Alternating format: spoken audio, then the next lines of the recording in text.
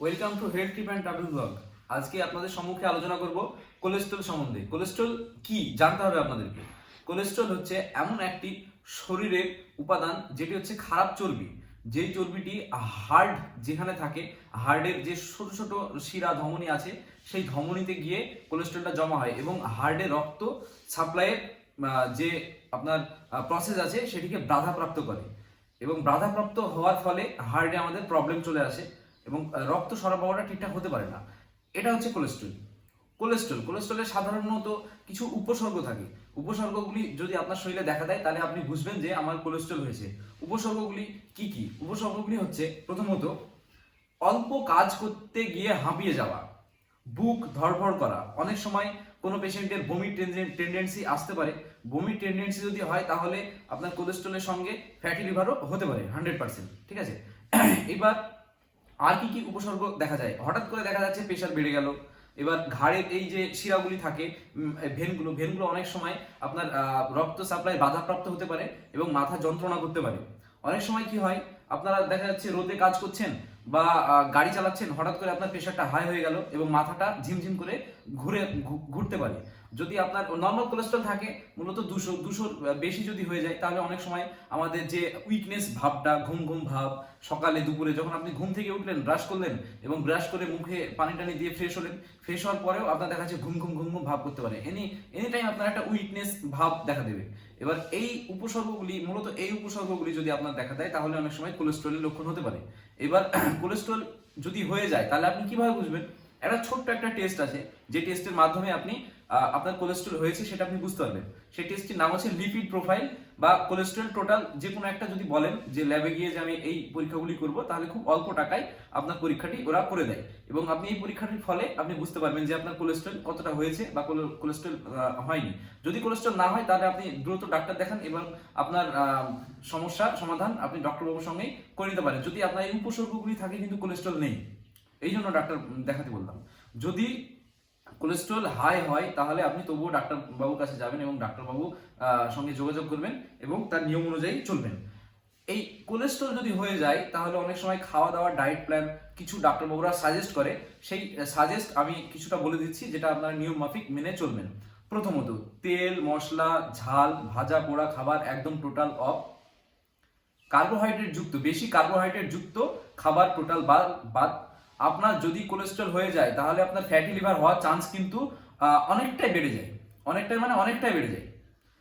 আর খাওয়া দাওয়ার পিছনে কয়েকটি গুরুত্বপূর্ণ আপনাদের টিপস আমি দিচ্ছি, যেগুলি খাবেন, যার খাওয়ার ফলে আপনার কোলেস্ট্রলটা অস্বাভাবিক থেকে স্বাভাবিকের দিকে নেমে আসবে। প্রথমত, সকালে উঠবেন, সকালে উঠে মুড়ি খাবেন, মুড়ির সঙ্গে হয়তো শসা বা গাজর খেলেন, তারপরে হয়তো জুস খেলেন, গ্রিন জুস, তারপরে হয়তো দুপুরে আপনার সবজির যে পরিমাণটা বেশি এবং ভাতের পরিমাণটা কম। রাত্রে 2টো রুটি খাবেন এবং সারাদিনে পর্যাপ্ত পরিমাণে আপনি জল খাবেন। প্রোটিনযুক্ত খাবার বেশি খাবেন। আর আপনার যে ফ্যাটযুক্ত খাবার আছে, ফ্যাটযুক্ত খাবার আপনি জিরোতে নামিয়ে নিয়ে চলে আসবেন এবং চিনির পরিমাণটা অনেকটা কমিয়ে দেবেন। খাওয়ার যে আপনার পরিমাণটা, প্রতিদিন চিনি আপনি গ্রহণ করেন, যার ফলে আপনার কোলেস্ট্রলটা আরো বাড়তে পারে এবং এই কোলেস্ট্রল যদি কমাতে চান তাহলে চিনি আপনাকে কিন্তু বর্জন করতে হবে, প্রথমত কথা। এবার কোলেস্ট্রল যদি হাই হয়ে যায় তাহলে রিস্ক কি কি থাকে? কোলেস্ট্রল যদি হাই হয়ে যায় রিস্ক থাকে আপনার দেখা যাচ্ছে ব্লাড প্রেশার প্রচুর পরিমাণে বেড়ে গেল, আপনার ব্লাড প্রেশার আপনার আর কমছে না।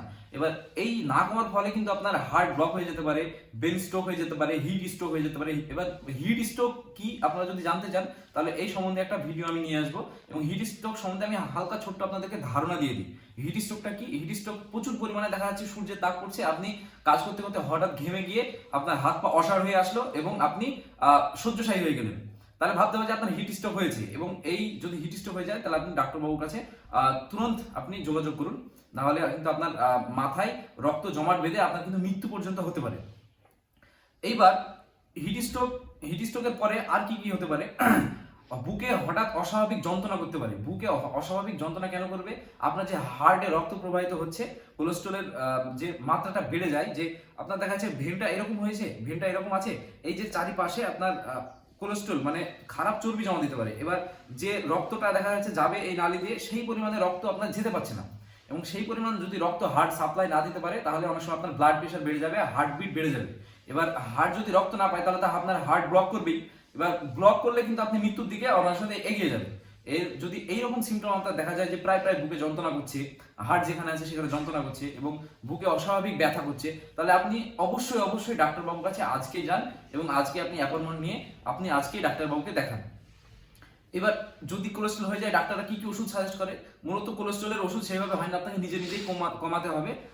শরীরে শারীরিক এক্সারসাইজ প্রচুর পরিমাণে করতে হবে, প্রচুর পরিমাণে খাটনির কাজ করতে হবে, যাতে আপনার কোলেস্ট্রল কাদের বিষয়, যারা অফিসে বসে কাজ করে, দীর্ঘক্ষণ আপনার বসে কাজ করে, যাদের কোনো পরিশ্রম হয় না, শরীর দিয়ে ঘাম ঝরে না, তাদের কোলেস্ট্রল হওয়ার চান্সটা বেশি থাকে। প্রচুর পরিমাণে ডিম, মাছ, মাংস, হাই আপনার রিচ খাবার যারা খায়, বিরিয়ানি বলেন, ম্যাগি বলেন, এই ধরনের খাবার যারা প্রচুর পরিমাণে বেশি খায়, তাদের কোলেস্ট্রল হওয়ার সম্ভাবনা অনেকটাই বেশি থাকে।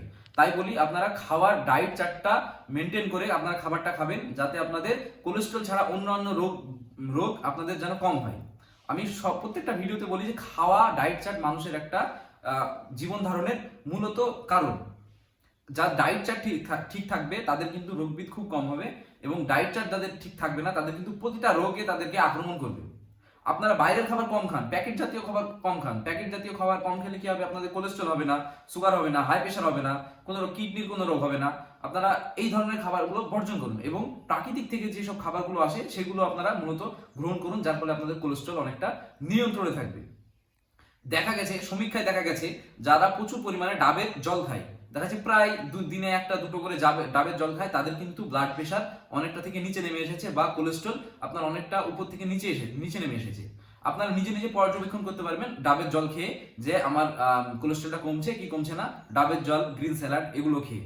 আপনি ওষুধ যে খাবেন, আপনার ওষুধ খাওয়ার ফলে যে আপনার ভালো হবে কোলেস্ট্রল এমনটা না, আপনাকে নিজে ঠিক করতে হবে আপনার কোলেস্ট্রল জীবন ধারণের মাধ্যম দিয়ে। কোলেস্ট্রলের ওষুধ খেলে কি হবে?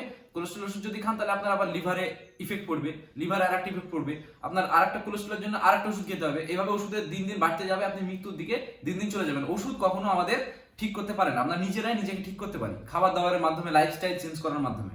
ওষুধের উপর নির্ভর না হয়ে আপনারা জীবন ধারণের মাধ্যমে আপনারা কোলেস্ট্রলকে কমানোটাই সব থেকে শ্রেয় বলে আমি মনে করি।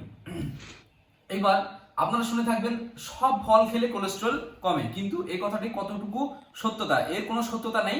কয়েকটি ফল খেলে আপনাদের কোলেস্ট্রল বাড়তে পারে, যেমন আমে প্রচুর পরিমাণে আপনার কার্বোহাইড্রেট আছে, যা খেলে আপনার কোলেস্ট্রল কিন্তু বাড়তে পারে। যে ফল চারটে নাম করবো, চারটের মধ্যে আপনার কোলেস্ট্রল কমানোর সব থেকে ভালো একটি উপায়: 1 নম্বর পেয়ারা, 2 নম্বর আঙুর, 3 নম্বর আপেল এবং 4 নম্বর বেদানা।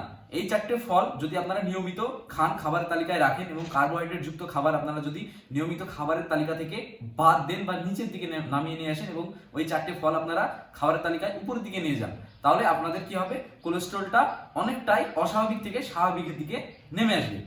এখন কিন্তু রমজান মাস বা রোজার মাস, এই রোজা রাখার মাধ্যমে কিন্তু আপনি আপনার শরীরকে সুস্থ এবং সবল এবং কোলেস্ট্রল মুক্ত জীবন ধারণ আপনি করতে পারবেন। তাই আপনাদেরকে বলি, যারা ইসলাম ধর্ম পালন করেন তারা রোজার মাধ্যমে কোলেস্ট্রলকে কিন্তু কমাতে পারেন। এই রোজার মাধ্যমে আপনাদের শরীরে বিভিন্ন রকম রোগ প্রতিরোধ ক্ষমতা বাড়ে এবং আপনাদের শরীরকে সুস্থ এবং সবল রাখে। তাই আপনারা নিয়মিত রোজাটা রাখবেন। পরিশেষে বলি, আমার এই ভিডিওটি যদি ইনফরমেটিভ লাগে তাহলে আপনারা একটি লাইক, শেয়ার, কমেন্ট অবশ্যই করে দেবেন, এবং কমেন্টে বলে যাবেন যে এর পরবর্তীকালে ভিডিও কি নিয়ে আসবো আপনাদের সামনে। সেই মতো ভিডিও অবশ্যই নিয়ে আসার চেষ্টা করব।